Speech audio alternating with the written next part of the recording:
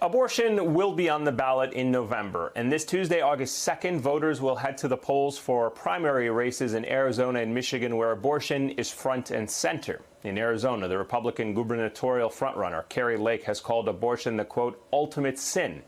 Arizona's Republican Senate frontrunner, Blake Masters, has promised to only confirm federal judicial nominees, who will say Roe was wrongly decided. Both, as you can imagine, have been endorsed by Trump. In Michigan, the Trump-backed gubernatorial candidate Tudor Dixon has called for an abortion ban that includes banning in cases of rape and incest. But arguably, the most impactful vote this Tuesday isn't for a politician, but rather a referendum, the first of its kind since Roe was overturned. Kansas will hold a vote on an amendment that would alter the state constitution to say it no longer protects the right to an abortion. NBC's Dasha Burns filed this report earlier from Kansas. What's at stake here?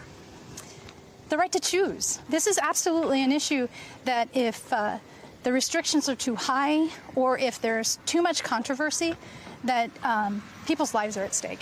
Not just the baby, but the mother as well. I want to encourage everybody to vote for this amendment. If you have any pro-life feelings or thoughts that you might have on the stance, this is the time to do that. My next guest, LaFonza Butler, is the president of Emily's List, the political action committee dedicated to electing Democratic female candidates who support abortion rights. She is now out with a new op-ed highlighting the connection between the GOP's efforts to chip away at abortion access and limiting voting rights. Butler writes, quote, when black women are disenfranchised, we lose our freedom to make decisions on things that directly and disproportionately impact our lives and harm our communities, like state abortion bans that are expected to harm nearly 6 million black women. LaFonza Butler joins me now. LaFonza, thank you so much for joining us. Let's start with that Kansas vote coming up on Tuesday. If the state does end up removing the constitutional right to abortion access, what precedent will this set for other states to follow?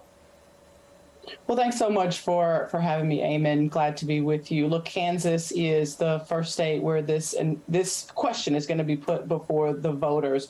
We hope that the Kansas voters are going to be able to see through the lies and trickery that Republican Party is putting forward. And, we know that this is going to be a hard-fought battle. What we believe to be true, and I think what was mentioned in your earlier segment, that poll after poll after the Roe decision has definitely indicated that the Democratic Party is the party that is standing with the majority of Americans. And we hope that the Kansas voters are actually able to make their way through this morass of disinformation and misinformation and continue to represent their own sort of Kansas values. And, for ballot measures to come, set the example that voters are going to push back against the attack on their freedoms, the freedoms to make decisions about their own bodies and their access to the ballot box. Yeah, and I wanted to kind of ask you to talk a little bit more about that, about the piece that you wrote and how you see the connection between abortion rights and voting rights. Explain that to our audience. It's a great question. It made me really, as I was drafting the piece, it made me what I was really thinking about was the Texas. One of, the interesting thing about Texas that I found that the first legislative language that was introduced, SB 1, was the restrictions on access to the ballot, which was then followed by SB 8. You see that pattern in state after state, whether it's states like Georgia or Oklahoma, Indiana, or others.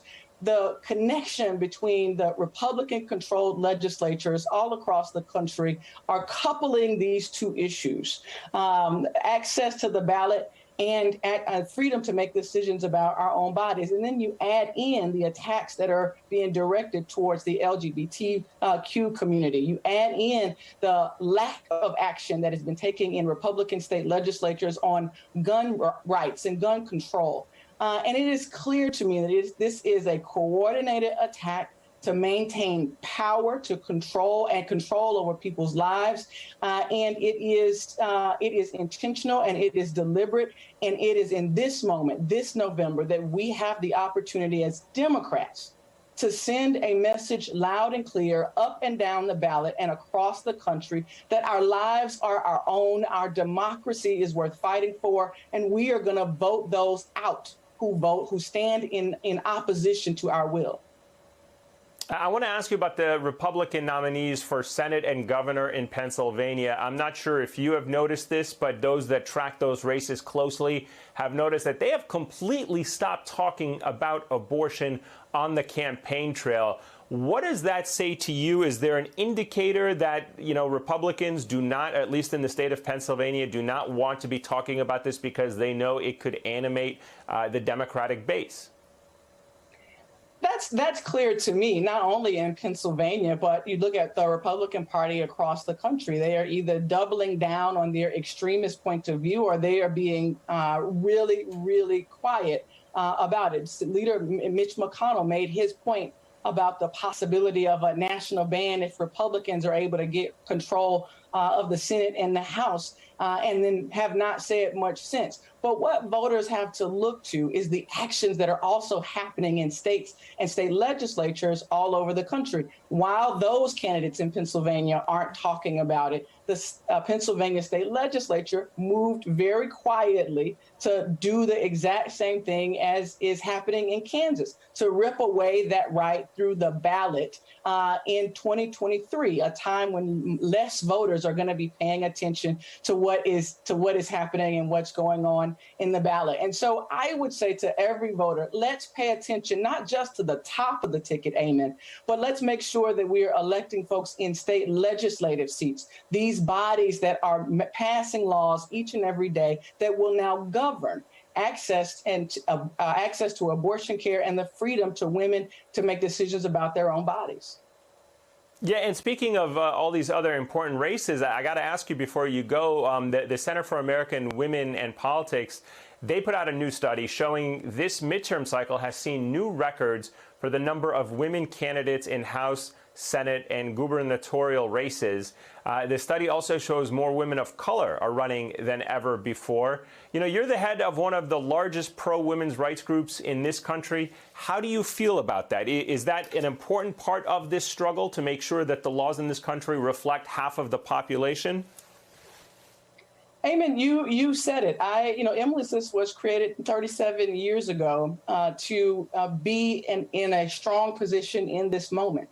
It is incredible that so many women are now seeing the value in their own journey and offering themselves as public servants to their communities. That is what Emily's List has always been about. And now we've got to continue to make sure that we're doing the work to help them not just run, but to win.